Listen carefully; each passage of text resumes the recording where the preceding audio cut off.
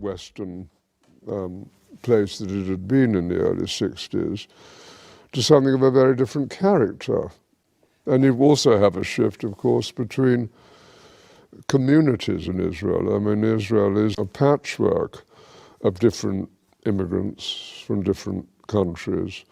And you have the religious, you have the non-religious, you have a town like Tel Aviv, which is attractive to the kind of business community, to what I would call ordinary city life. And then you have Jerusalem, which remains a very religious city and full of conflict between Arab neighbors and itself. Those internal issues within the fabric of Israeli society are one of the main focuses of Yad HaNadiv.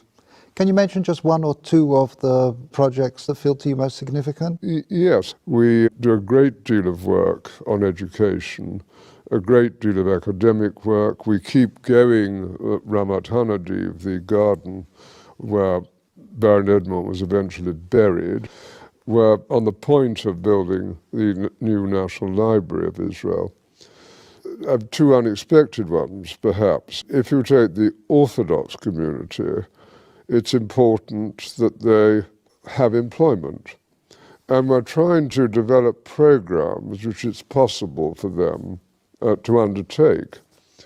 Similarly, you have a problem with Arab unemployment, and we set up jointly with the government employment centres to facilitate greater employment of Arabs within Israel. And so we're an active foundation trying to help with these fissures in Israeli life and to do some good.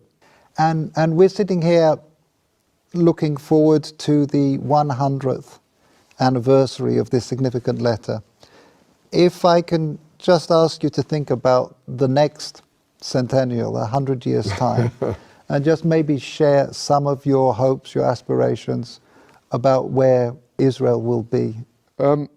What does one hope for? One, of course, hopes for a peaceful relationship with Israel's neighbors, and that's going to be the most difficult matter of all to achieve.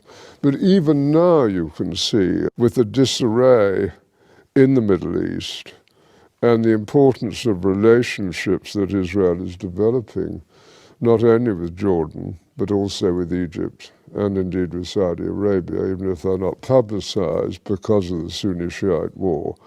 There's hope.